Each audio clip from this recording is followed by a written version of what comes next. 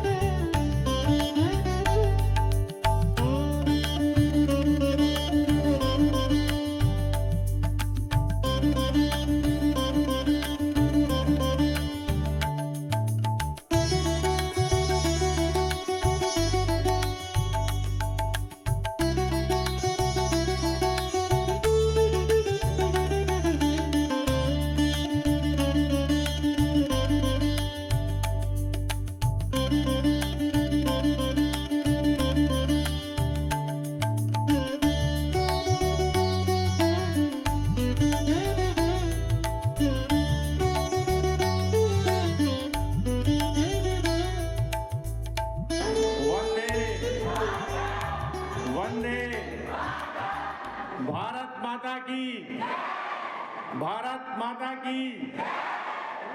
79वें स्वतंत्रता दिवस की घड़ी में आप सबको शुभकामनाएं। आज हम सब के लिए एक बड़े गर्व का विषय है कि हम अपने देश की आज़ादी को उत्साहित होकर आज उसका आनंद यहाँ ले रहे हैं। जो आज़ादी बहुत शहादतों के बाद, बहुत ज़्यादा संघर्ष के बाद इस देश को मिली है।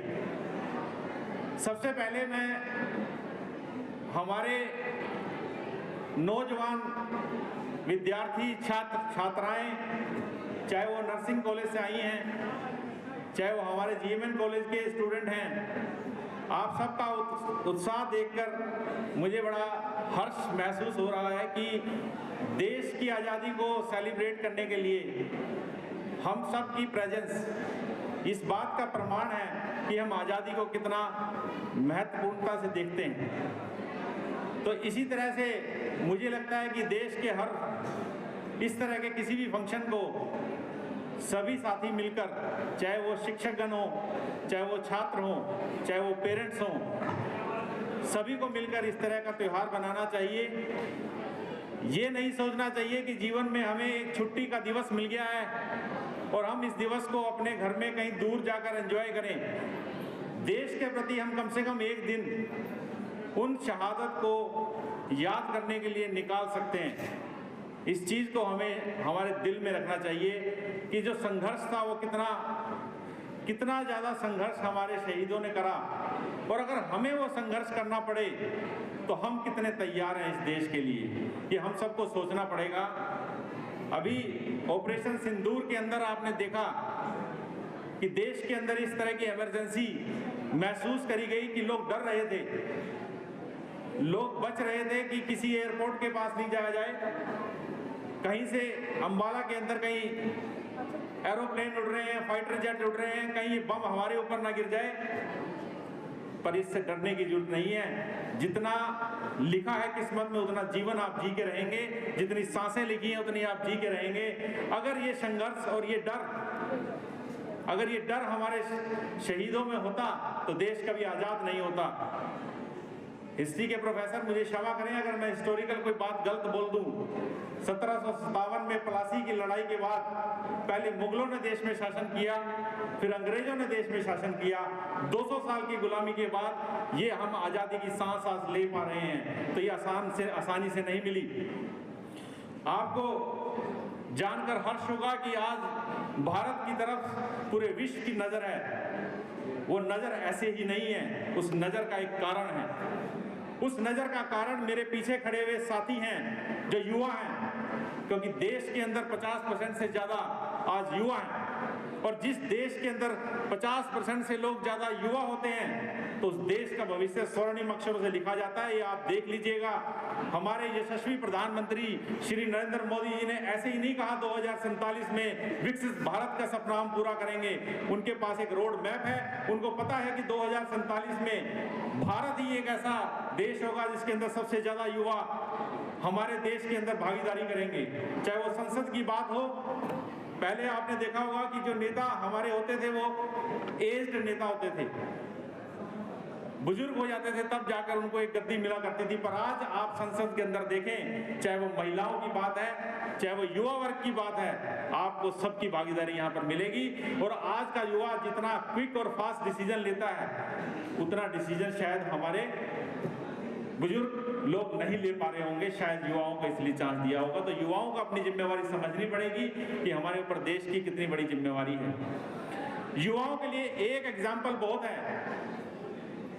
मुझे लगता है कि उस एग्जाम्पल को अपने जहन में अगर आप रखेंगे, अपने दिल में आप रखेंगे, तो शायद जिंदगी भर आप मोटिवेटेड रहेंगे। वो एग्जाम्पल है शहीद भगत सिंह का। शहीद भगत सिंह का एग्जाम्पल आप याद रखिए कि मात्र 1907 में पैदा होने के बाद 23 साल की उम्र में उस संघर्ष क्रांतिकारी शख्स ने अपनी शहादत दी देश की रक्षा के लिए। और एक किस्सा मुझे पता नहीं है, हिस्टोरिकल पर्सपेक्टिव, मैंने किसी से बात करी थी तो उसने मुझे बताया कि एक बार शहीद भगत सिंह के पिताजी ने, एक बंदूक उनके पास हुआ करती थी घर में, तो उन्होंने भगत सिंह ने वो बंदूक को देखा और अपने पिता से पूछा कि ये बंदूक किस लिए है पिताजी। तो उन्होंने कहा कि बेटा ये वो हथियार है जो अंग्रेजों को इस देश से भगाएगा। भगत सिंह के मन में क्या आत्म प्रेरणा आई, उसने वो बंदूक लेकर तुरंत खेतों में भाग गया और खेतों में जाके उस बंदूक को जमीन के नीचे दबा दिया। तो पिता ने आश्चर्यचकित होकर पूछा कि बेटा ये क्या कर रहे हो। उसने कहा पिताजी मैं इसकी खेती उगा रहा हूँ ताकि मैं अंग्रेजों को भगा सकूं। तो ये उस समय की प्रेरणा थी उस छोटे से बच्चे की जिसने 23 साल की उम्र में शहादत दे दी। और हम सब की, आप देखिए आप युवा हैं, हम युवा जो है इस बात को समझें कि हमारी देश के प्रति क्या भागीदारी है, क्या जिम्मेवारी है। आज का युवा मोबाइल का प्रयोग 7 घंटे, 8 घंटे, 10 घंटे सोता उठता जागता है तो मोबाइल के साथ जाग रहा है। और मैं यही बता रहा हूँ, इस देश को अगर कोई नीचे ले जाएगा तो आपकी ये आदत नीचे ले जाएगी। मेरे को इस बात को कहने में कोई गुरेज नहीं है। चाहे मैं भी अपना मोबाइल है, मैं भी 5 घंटे मोबाइल अपना देखता हूँ, मुझे भी ये आदत सुधारनी है। तो मेरे छात्रों को भी आदत सुधारनी है कि जो समय आपको परमात्मा ने आपका जीवन बनाने के लिए दिया है, आपका कैरियर बनाने के लिए दिया है, देश सेवा के लिए दिया है, उस जीवन को आप मोबाइल ऐप में गेम खेलकर मत बर्बाद कीजिए, नहीं तो देश फिर गुलामी की उसमें जंजीरों में जकड़ जाएगा। आपको रिसेंटली पता लगा होगा कि हमारे देश की ताकत का डंका इस बात का प्रमाण है कि अमेरिका के राष्ट्रपति डोनाल्ड ट्रंप ने टैरिफ कार्ड लगा दिया हिंदुस्तान के ऊपर। आप देखिए कि जब अमेरिका जैसा देश आज हमारे से बिल्कुल चौकन्ना हो गया है कि ये देश बढ़ रहा है, इस देश को कैसे रोका जाए। पर मैं ये बता दूं, ऑपरेशन सिंदूर के अंदर जितने DRDO के आत्मनिर्भर भारत के जो आपके वेपन यूज हुए थे, जिसको किसी देश के दूसरे देश को ये नहीं पता था कि हिंदुस्तान की रिसर्च ने कैसे कैसे वेपन अपने फाइटर जेट में रखे हैं, इसी का परिणाम है कि वो पहचान नहीं पाए और पाकिस्तान के अंदर तक जाकर भारत ने उस बात का बदला लिया। तो आप समझिए, आत्मनिर्भर भारत एक सिक्रेसी लाता है। जब आप वेपन जैसी चीज किसी दूसरे देश से अपने देश में लाते हैं तो उनको सब पता होता है कि इस वेपन की क्या लूप होल है। इसलिए प्रधानमंत्री मोदी ने सुदर्शन चक्र को आज लाल किले से अनाउंस कराया, कहा है कि ऐसा सुदर्शन चक्र बनाऊंगा कि इस देश के ऊपर कोई भी नजर नहीं उठा सकेगा। इन्हीं शब्दों के साथ मैं पुनः आपको आपके 79th इंडिपेंडेंस डे की शुभकामनाएं देता हूं। अपनी एनर्जी को बनाए रखें, अपने जोश को बनाए रखें, अपनी जवानी को बर्बाद मत करें। इस मोबाइल के युग में अच्छी टेक्नोलॉजी का इस्तेमाल करें और टीचर्स आपके गुरु हैं, उनकी बात को माने। निश्चय ही आप जो है ना अपने साधना में, अपने अध्यात्म में सफल होंगे और एक अच्छे नागरिक बनेंगे। धन्यवाद।